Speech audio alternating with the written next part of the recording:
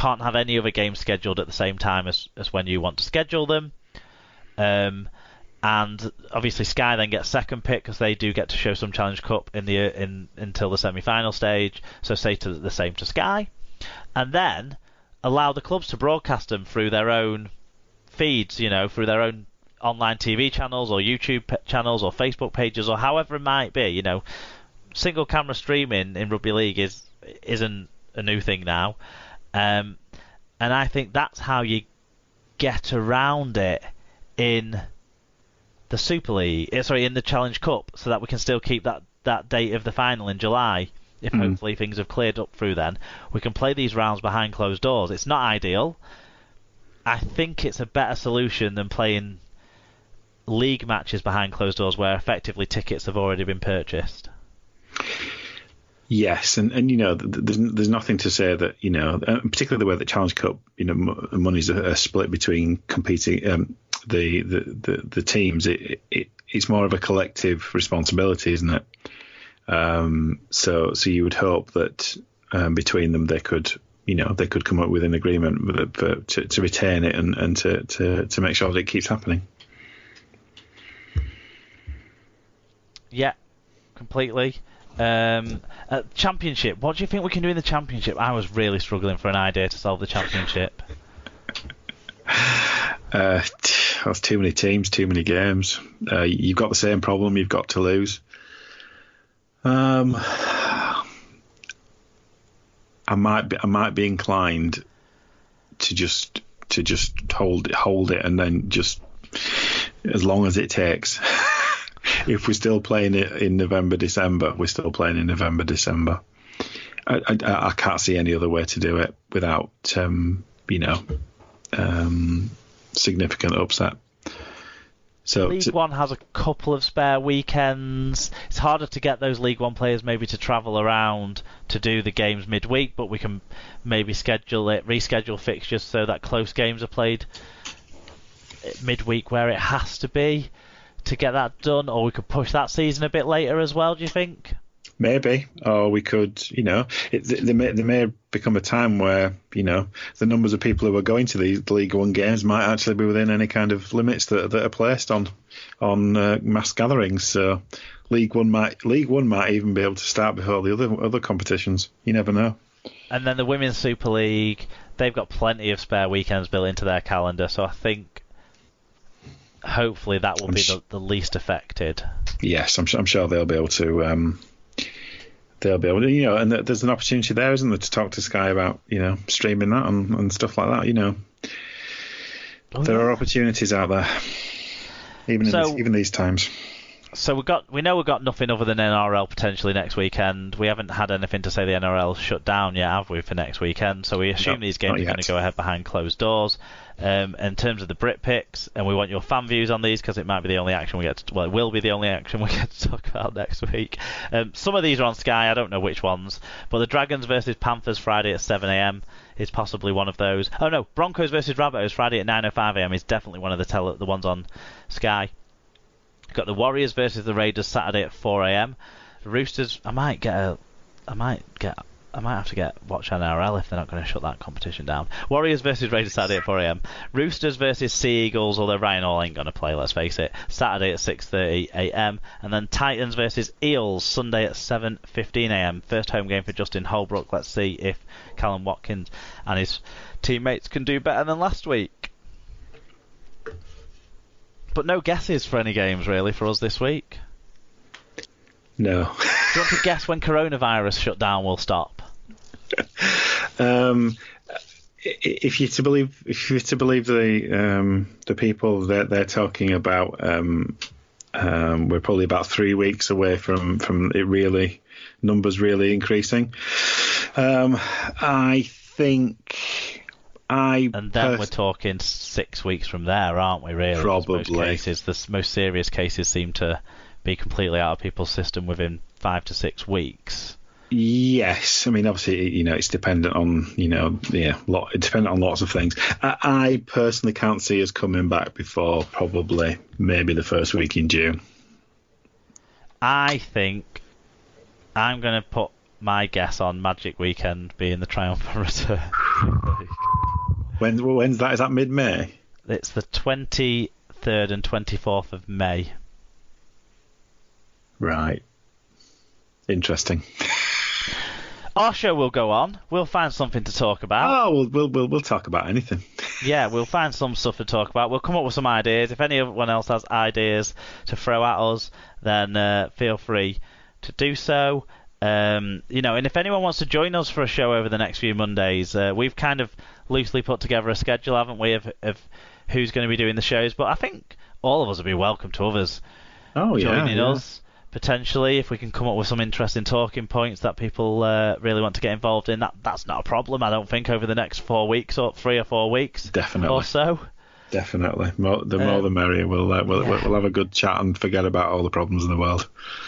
Right, I think we've got one last thing to do on this episode, though, and that's wrap it all up with a quiz. I've not got a recommendation because the world's gone to shit. I recommend going to the shops at 7 o'clock when they first open so you can get some vegetables. But we'll move on to that in the wrap up.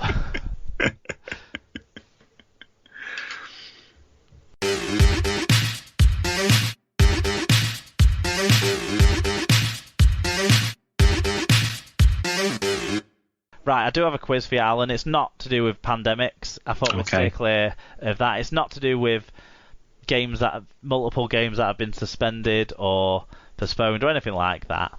I'm going to honour Toronto OG, as the kids say these days, Gary Wheeler.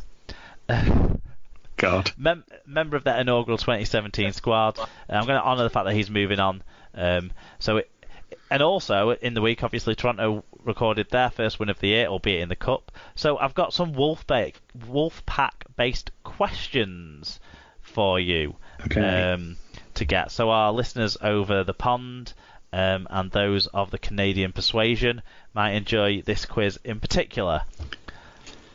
So the first question I've got for you is, how many of the lineup from the first ever official game versus Siddle in the Challenge Cup are still with the Wolfpack? And I've got some options for you. Is it A, 4, B, 6, or C, 8? Let me think. If your thinking involves opening up a browser and going on the Rugby League... No, I wouldn't dream. I wouldn't dream.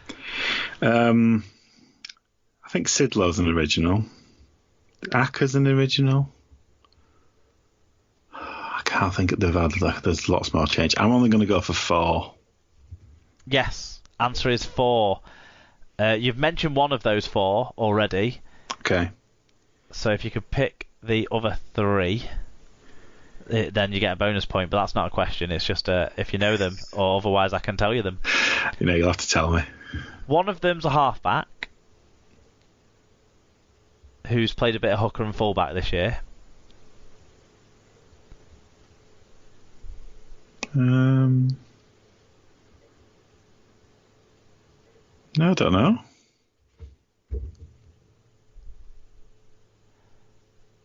Blake Wallace. Oh, of course. Then there's a second row forward and a centre who's currently out on loan but did play a game the other week. No, mine's gone blank. Andrew Dixon and Greg Worthington. Well done to anyone who named all 4 of those OGs that played in that Siddle game. That obviously that is just players who played in that game, not players who were in the Toronto squad in 2017. It was just players who played in that game. Okay. Question 2. On that game, who was the USA international who scored the Wolfpack's first try that day?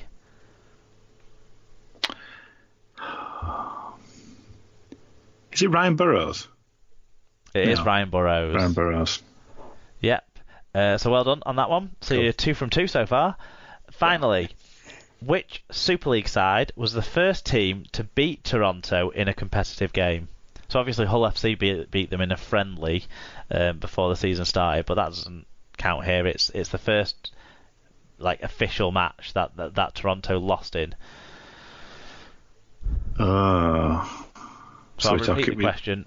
Which Super League side was the first team to beat Toronto in a competitive game?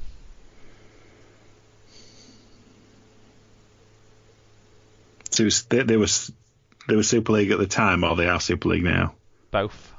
Oh. So we're talking Super 8s.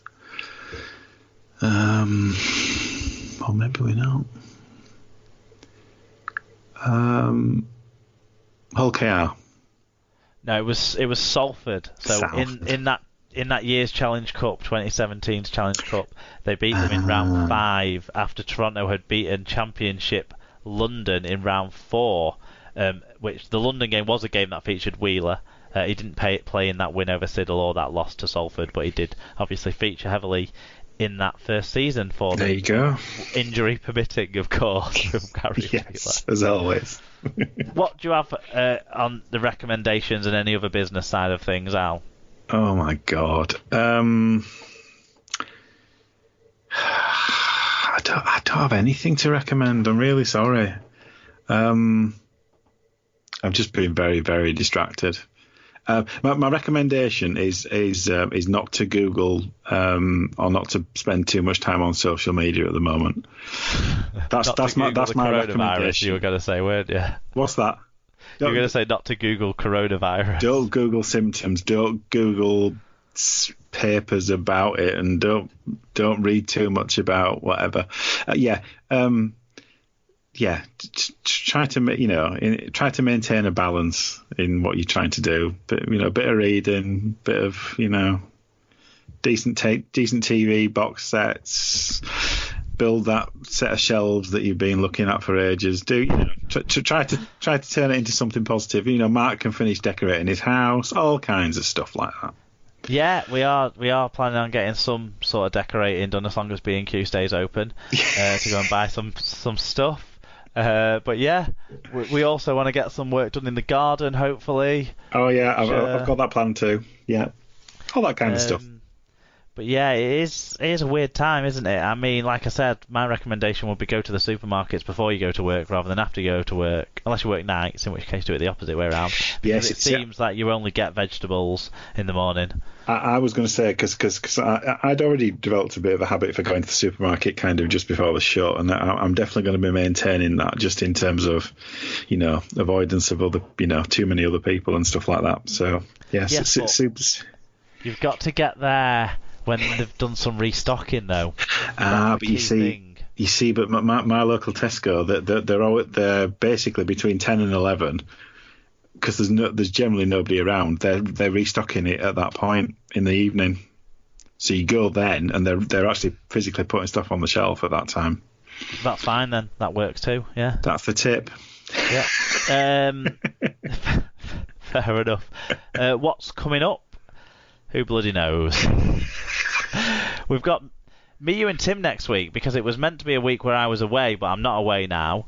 So we'll find something to talk about. If people want to throw suggestions of what you want us to talk about at us, please do. The news, then please feel free to do so. And of course the NRL fixtures, if they go ahead behind closed doors, we'll chat about those as well. Yeah. Definitely. Yeah. Do you want to remind people of our social media and ways to get in touch so that they can make those suggestions? Yep. So if you want to avoid Googling things about coronavirus and you want a bit of a laugh, you can find... We've done such a long show when we only have 3 fucking games, by the way. Oh, sorry. God knows. Anyway, sorry, go ahead. It's all right. You can find the show at Super League Pod on Twitter and Instagram. Facebook.com Super League Pod for all your Facebook related needs.